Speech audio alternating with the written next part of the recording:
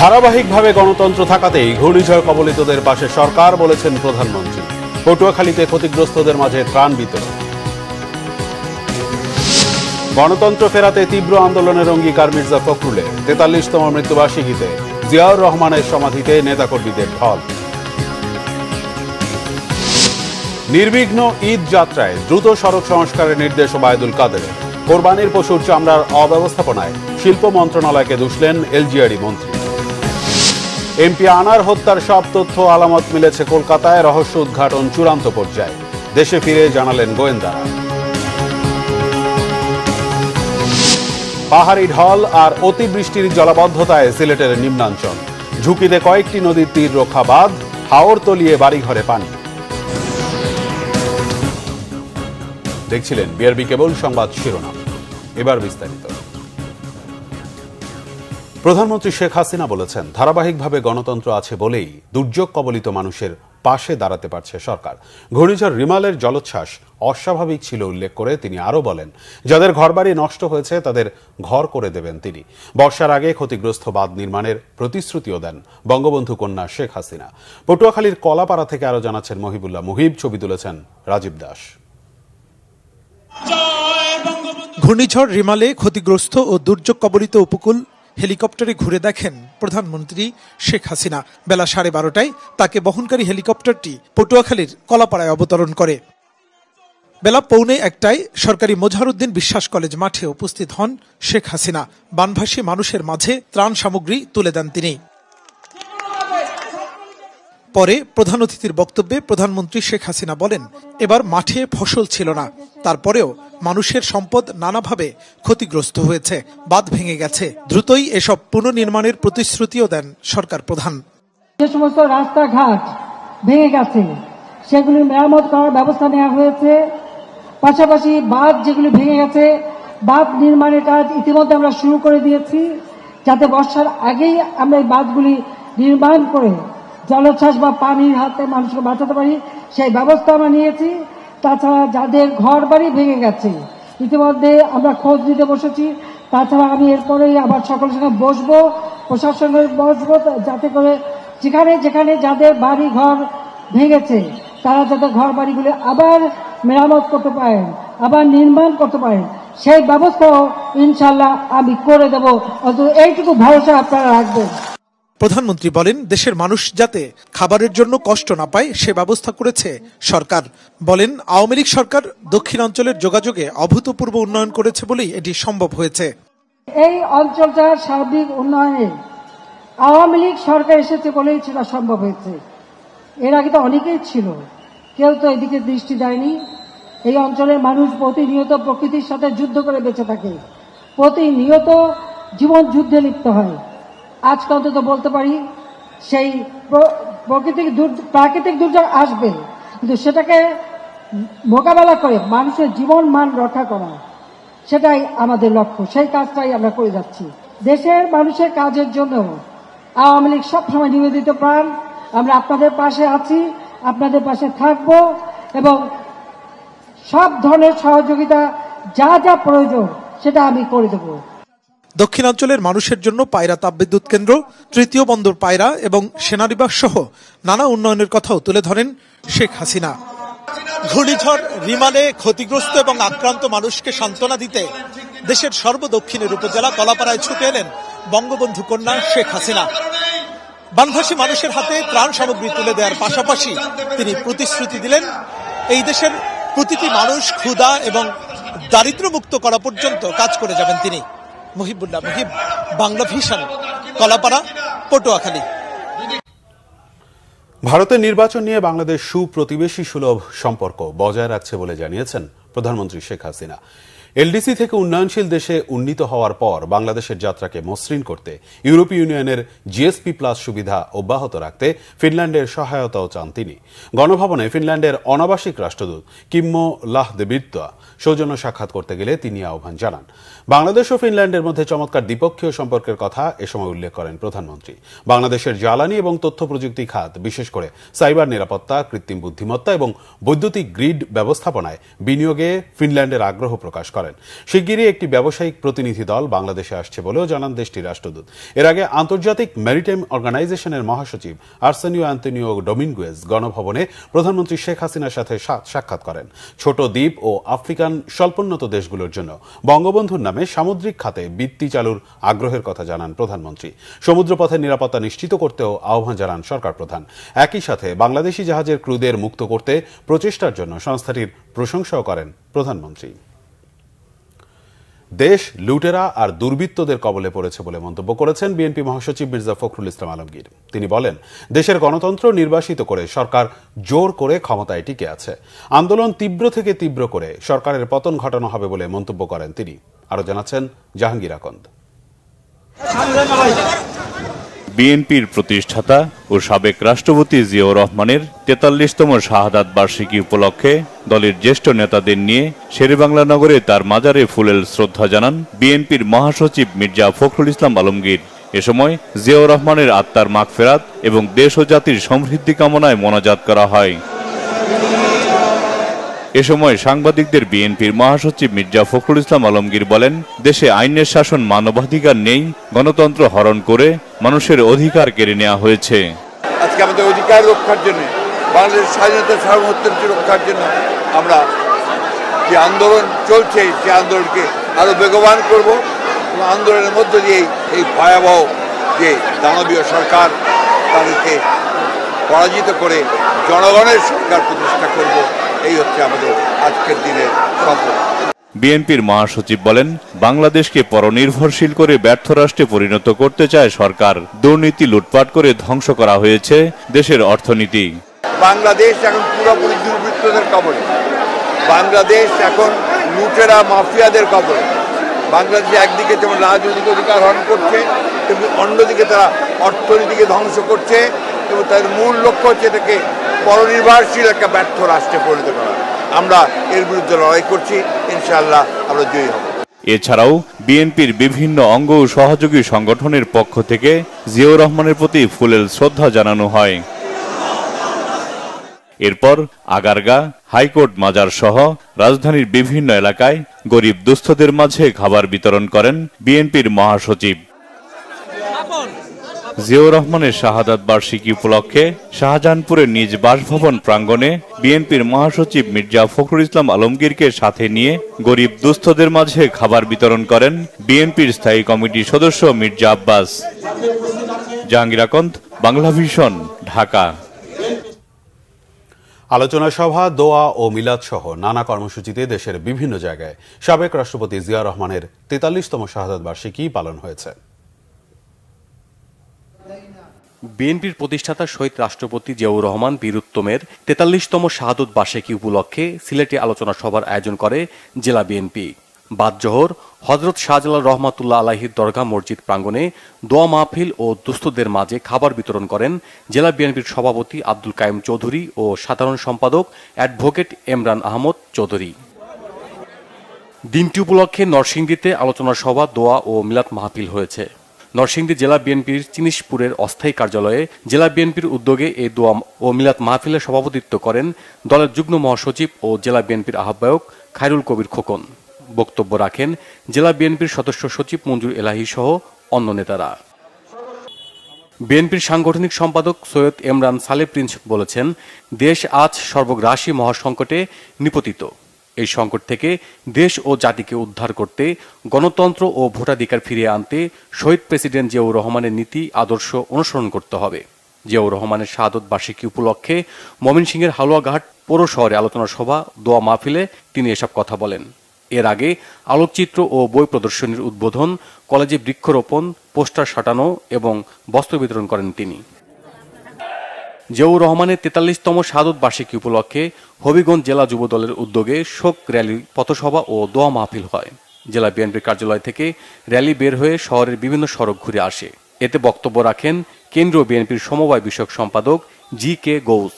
বক্তারা বলেন, বাংলাদেশে বহুদলীয় গণতন্ত্র প্রতিষ্ঠা করেছিলেন শহীদ প্রেসিডেন্ট জিয়াউর রহমান। তার দেখানো পথে বাংলাদেশ একদিন গণতন্ত্রে ফিরে আসবে। এদিকে স্থানীয় প্রেস ক্লাব মিলনায়তনে হবিগঞ্জ জেলা বিএনপির উদ্যোগে আলোচনা সভা ও দোয়া মাহফিল হয়। এতে বক্তব্য রাখেন বিএনপির কেন্দ্রীয় নেতা ডক্টর আসাদুজ্জামান রিপন।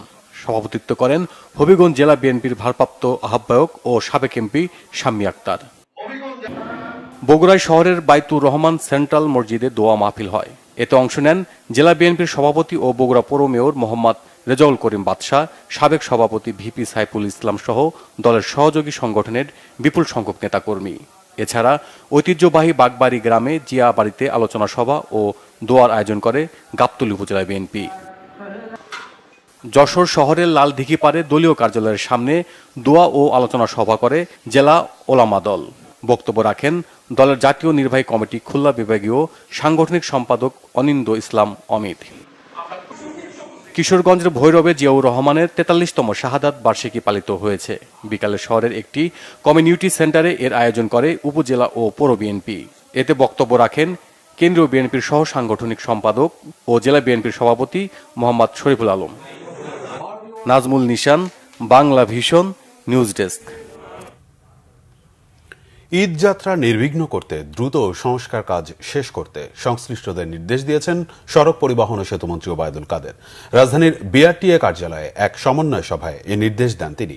সড়কে অনিয়ম করে মন্ত্রী এমপিদের নাম ব্যবহার করে কেউ পার পাবে না বলেও হুঁশিয়ার করে দেন ওবায়দুল কাদের। সড়ক পরিবহন মন্ত্রী বলেন, রিমালের কারণে কিছু সড়ক ক্ষতিগ্রস্ত হয়েছে, সেগুলো দ্রুতই সংস্কার করা হবে। পশু বহন করা গাড়ির ব্যাপারে বিশেষ নজর দিতে হবে যেন সমস্যা না হয়। এছাড়া ঢাকার প্রবেশপথগুলোতে বাড়তি নজর দেওয়ার পরামর্শ দেন তিনি। ওবায়দুল কাদের বলেন, লক্করঝক্কর গাড়ি রং দিয়ে না নামিয়ে ফিটনেস থাকা গাড়ি নামাতে হবে। এ ব্যাপারে বাস মালিকদের সতর্ক থাকতে বলেন মন্ত্রী। একই সাথে অতিরিক্ত ভাড়া আদায় করলে ব্যবস্থা নেয়ার হুঁশিয়ারিও দেন ওবায়দুল কাদের। রাজধানীতে বর্ষার সময় রাস্তা খোঁড়াখুড়ি না করতে সংশ্লিষ্ট প্রতিষ্ঠানগুলোর প্রতি অনুরোধ জানান মন্ত্রী। বলেন, সিএনজি স্টেশন ঈদের 7 দিন আগে থেকে ঈদের 7 দিন পর পর্যন্ত সার্বক্ষণিক খোলা রাখার বিষয়টি সংশ্লিষ্ট মন্ত্রণালয়কে জানানো হবে।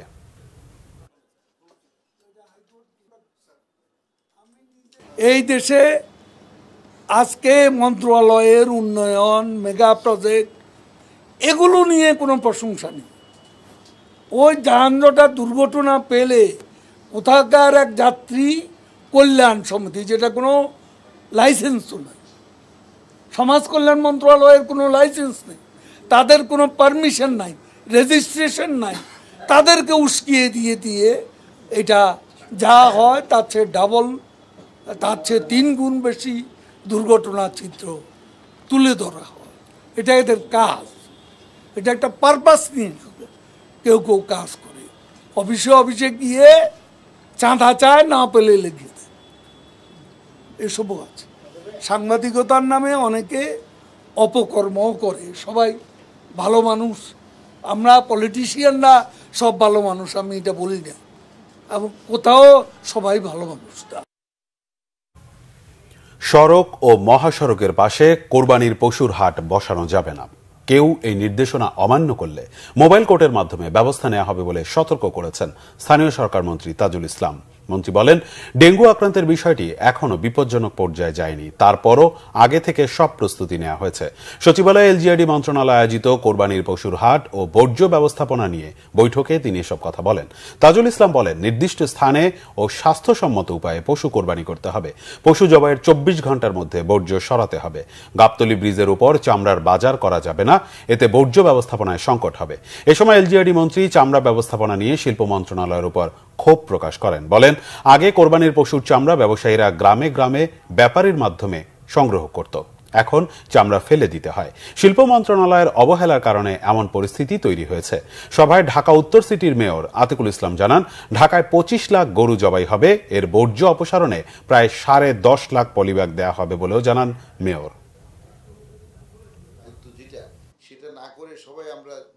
সড়ক, মহাসড়কের উপর বা রাস্তার পাশে যেখানে স্বাভাবিক যান চলাচল বিঘ্নিত হতে পারে, সেখানে কোনো ক্রমে পশুর হাট বসানো যাবে না। এই নির্দেশনা অমান্যকারীদের বিরুদ্ধে মোবাইল কোর্টের মাধ্যমে যথাযথ আইনগত ব্যবস্থা গ্রহণ করতে হবে। ঢাকা মহানগর পুলিশের অতিরিক্ত কমিশনার হারুনুর রশিদ জানিয়েছেন, কলকাতায় সংসদ সদস্য আনোয়ারুল আজিম আনার হত্যার প্রয়োজনীয় সব তথ্য আলামত পাওয়া গেছে। জানান, হত্যার রহস্য উদ্ঘাটন এখন একেবারেই চূড়ান্ত পর্যায়ে। বিকেলে কলকাতা থেকে দেশে ফিরে বিমানবন্দরে তিনি আরো জানান, সেখানকার আবাসিক ভবন থেকে উদ্ধার হওয়া মরদেহের খণ্ডিত অংশকে এমপি আনারের বলেই মনে হচ্ছে। তবে ফরেনসিক রিপোর্ট পাওয়া গেলে এ বিষয়ে পুরোপুরি নিশ্চিত হওয়া যাবে। তদন্তের স্বার্থে সবকিছু এখন গণমাধ্যমে প্রকাশ করা সম্ভব নয় জানিয়ে মহানগর ডিবি পুলিশ প্রধান বলেন, হত্যায় অংশ নেওয়া বেশিরভাগই বাংলাদেশি। তবে ভারতের কেউ এ ঘটনায় জড়িত কিনা তা অধিকতর তদন্ত শেষে জানা যাবে। হারুনুর রশিদ আরও জানান, এখন থেকে বাংলাদেশের কোনো অপরাধী ভারতে পালিয়ে গিয়ে আর নিরাপদে থাকতে পারবে না।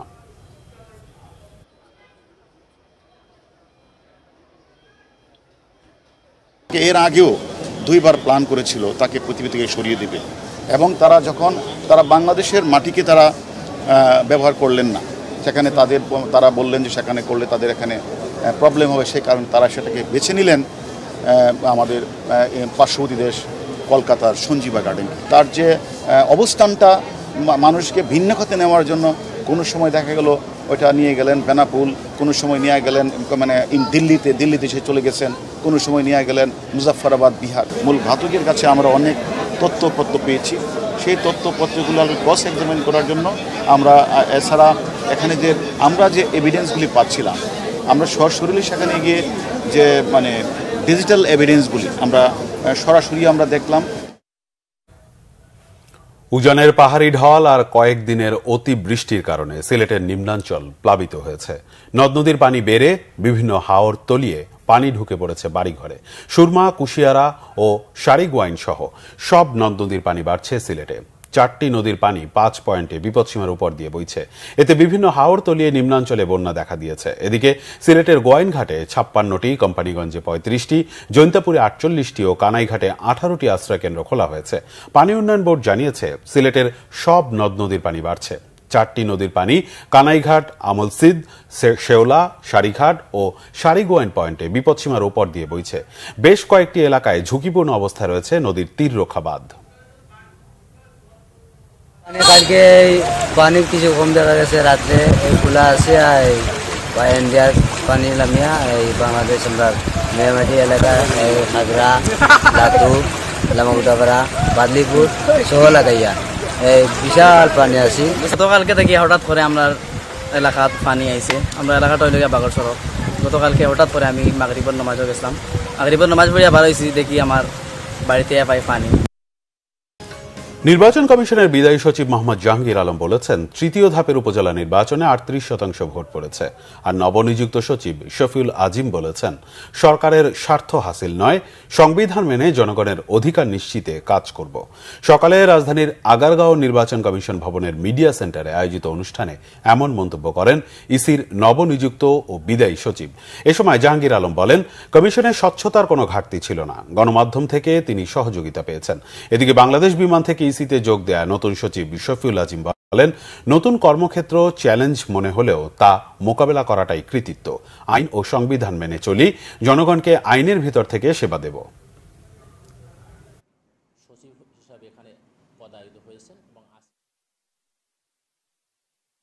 আমাদের কাজটা করার ক্ষেত্রে আমরা আইন এবং আমাদের সংবিধান মেনে চলি। তারা তাদের চাওয়াটা চাইবেন, এই দুইটার বিষয় সমন্বয় করা সেখানে হলো আমার দক্ষতার বিষয় এবং আমার পরীক্ষার বিষয়টা। এটি আমি আশা করি আমার কাছে খুবই ভালো লাগবে। আমি এটি আপনাদেরকে সাথে নিয়ে এটাকে মানে স্মরণীয় করে রাখতে চাই। হয়তো আপনাদের অনেকের মনে কষ্ট থাকতে পারে যে স্যারের কাছে গিয়ে অনেক সময় তথ্য পায়নি, বাট প্রজাতন্ত্রের স্বার্থে, রাষ্ট্রের বা সরকারের স্বার্থে, এই নির্বাচন কমিশনের স্বার্থে আপনার জানা তথ্য আমার কাছ থেকে জানতে চেয়েছেন, হয়তো আমার মুখ থেকে বের করতে পারেননি। এটা আসলে আমাদের কি বলবো যে চাকুরির একটি অংশ, যে সব কথা সবসময় হয়তো বলা যায় না, যখন প্রয়োজন আমরা তখন বলেছি। কালকের যে ৩য় ধাপে নির্বাচন হলো তার সেটি উপজেলাতে আমরা যে তথ্য পেয়েছি তাতে আমাদের ৩৮% ভোট কাস্ট হয়েছে।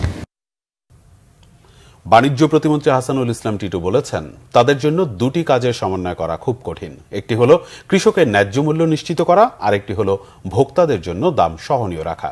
বৃহস্পতিবার Dhaka chamber of commerce and industries আয়োজিত এক সেমিনারে তিনি একথা বলেন। বাণিজ্য প্রতিমন্ত্রী বলেন, কৃষি খাতে সবচেয়ে বড় সমস্যা স্ট্যান্ডার্ডাইজেশন ও সার্টিফিকেশন। আগে চালের স্ট্যান্ডার্ডাইজেশন ছিল না, গত ৩ মাস আগে সেটা ঠিক করা হলো জানিয়ে প্রতিমন্ত্রী বলেন, 3 মন্ত্রণালয় মিলে কিভাবে চাল বিক্রি হবে সেটা ঠিক করেছেন। কোন ধরনের মানে কোন নামে চাল বিক্রি হবে। এখন শৃঙ্খলা আসবে আশা করে টিটু বলেন, মিনিকেট নামের কোনো চাল ছিল না, তারপরও সবচেয়ে বেশি এ নামে চাল বিক্রি হয়। এখন আর মন মতো মিলাররা চাল বিক্রি করতে পারবেন না, প্রতিটি পণ্যে এমন স্ট্যান্ডার্ড ঠিক করতে হবে বলে জানান তিনি। টিটু বলেন, কৃষকরা চাষাবাদের জন্য টাকা পায় না, ফলে বাধ্য হয়ে উৎপাদিত ফসল কম দামে বিক্রি করে দেয়। কৃষকরা ফসল চাষের আগে অগ্রিম টাকা সংগ্রহ করতে পারলে উৎপাদন বাড়ত, অনেক উদ্যোক্তা সেখানে আগাম বিনিয়োগ করত। মতিঝিল ডিসিসিআই অডিটোরিয়ামে অনুষ্ঠিত সেমিনারে বিশেষ অতিথি ছিলেন তথ্য ও যোগাযোগ প্রযুক্তি বিভাগের সচিব শামসুল আরেফিন। সভাপতি ছিলেন ডিসিসিআই এর সভাপতি আশরাফ আহমেদ। এবার খেলার সংবাদ।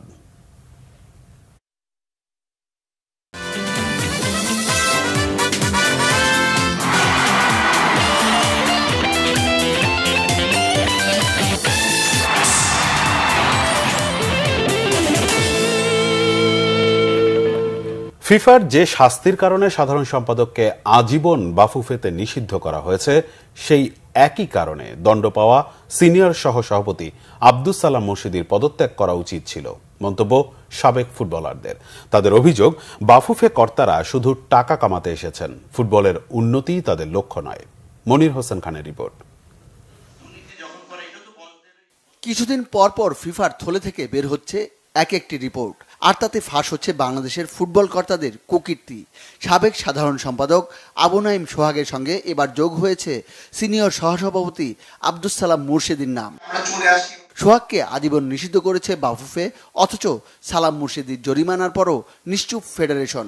সাবেক ফুটবলারদের দাবি, সালাম মুর্শিদির পদত্যাগ ফিফা ও এএফসির দেওয়া বছরে $2 মিলিয়ন কোথায় যায় সেই হিসাব চান তারা। তারা বলল সে জড়িত, যদিও তার ফিনান্সিয়াল তাকে ফাইন করেছে, একই শাস্তি তার পাওয়ার না পাওয়ার কোনো কারণ আমি অন্তত দেখি না। এই দুর্নীতির কারণে যারা স্পেসিফিক্যালি যারা শাস্তিপ্রাপ্ত হয়েছে তাদের উচিত হলো পদত্যাগ করা, নৈতিক কারণে। যদি পদত্যাগ না করেন তাহলে আমরা অবসান চাই। তাদের টাকার কোনো অভাব নাই, কারণ টাকা তো ফিফা দেয়, সেই টাকা দিয়ে তারা নির্বাচন করবে। আপনারা যত তাড়াতাড়ি এখান থেকে পদত্যাগ করে সরে যাবেন, তাহলে বাংলাদেশের ফুটবলটা আবার নিরাপদ জায়গায় যাবে। প্রতিবার নির্বাচনের আগে কাজী সালাউদ্দিনের খতিয়ান বের হয়, অথচ ভোটের রাজনীতিতে বরাবরই অপ্রতিরোধ্য তিনি। অর্থের বিনিময়ে কাউন্সিলরদের বিরুদ্ধে ভোট বিক্রির অভিযোগ। যতগুলি কাউন্সিলর আছে এখানে, এর মধ্যে আপনি 5 to 10% পাবেন যারা কোনো দুর্নীতির সাথে জড়িত না, আর তা নাহলে সবাই ক্যাশ টাকা নেয়। ইভেন ময়মনসিংহ এগ্রিকালচার ইউনিভার্সিটির থেকে যিনি আসতেন, একজন টিচার, উনিও টাকা নেয়।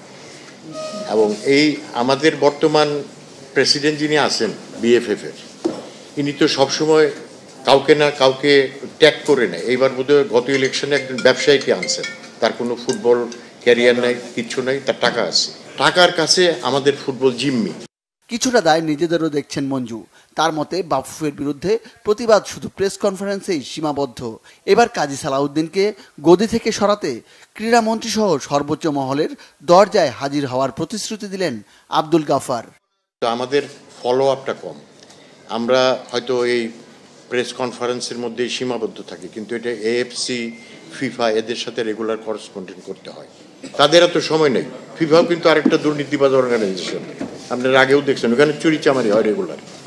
অতএব ওই হয়তো দিলে হয়তো কাজ হয়, স্লোলি কাজ হয় আর কি, লোকাল ট্রেন। আমি বলতে চাই যে এটা নিয়ে আমরা সর্বোচ্চ জায়গায় আমরা যাব। আমাদের যুব ক্রীড়া মন্ত্রী মহোদয় আছেন, মাননীয় প্রধানমন্ত্রী ভালোবাসে, খারাপও হতে সময় লাগে না। আজকে যদি দেখেন মাননীয় প্রধানমন্ত্রী জিরো টলারেন্স দুর্নীতিতে দেশের আইজিপি, দেশের চিফ অফ আর্মি আজিজ সাহেব, বেনজির সাহেবকে কিন্তু ধরেছেন। সাবেক খেলোয়াড়রা মনে করেন টাকার জোরে ক্রীড়াঙ্গনের বাইরের লোক বাফুফেতে চেয়ার দখল করছে, ফুটবলারদের হাতে দায়িত্ব ছেড়ে দেওয়ার দাবি তাদের। মনির হোসেন খান, বাংলা ভিশন, ঢাকা। সংবাদ শেষ করব বিআরবি কেবল শিরোনামগুলো আরেকবার জানিয়ে। ধারাবাহিকভাবে গণতন্ত্র থাকাতেই ঘূর্ণিঝড় কবলিতদের পাশে সরকার, বলেছেন প্রধানমন্ত্রী। পটুয়াখালীতে ক্ষতিগ্রস্তদের মাঝে ত্রাণ বিতরণ। গণতন্ত্র ফেরাতে তীব্র আন্দোলনের অঙ্গীকার মির্জা ফখরুলের। ৪৩তম মৃত্যুবার্ষিকীতে জিয়াউর রহমানের সমাধিতে নেতাকর্মীদের ঢল। নির্বিঘ্ন ঈদ যাত্রায় দ্রুত সড়ক সংস্কারের নির্দেশ ওবায়দুল কাদেরের। কোরবানির পশুর চামড়ার অব্যবস্থাপনায় শিল্প মন্ত্রণালয়কে দুষলেন এলজিআরডি মন্ত্রী। এমপি আনার হত্যার সব তথ্য আলামত মিলেছে কলকাতায়, রহস্য উদ্ঘাটন চূড়ান্ত পর্যায়ে, দেশে ফিরে জানালেন গোয়েন্দারা। পাহাড়ি ঢল আর অতিবৃষ্টির জলাবদ্ধতায় সিলেটের নিম্নাঞ্চল, ঝুঁকিতে কয়েকটি নদীর তীর রক্ষা বাঁধ, হাওর তলিয়ে বাড়িঘরে পানি।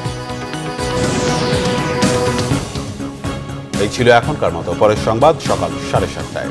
এছাড়া বাংলাভিশন সংবাদ ও সংবাদ সংশ্লিষ্ট অনুষ্ঠান দেখতে ভিজিট করুন www.bvnews24.com ও facebook.com/banglavision news এবং সাবস্ক্রাইব করুন youtube.com/banglavision news।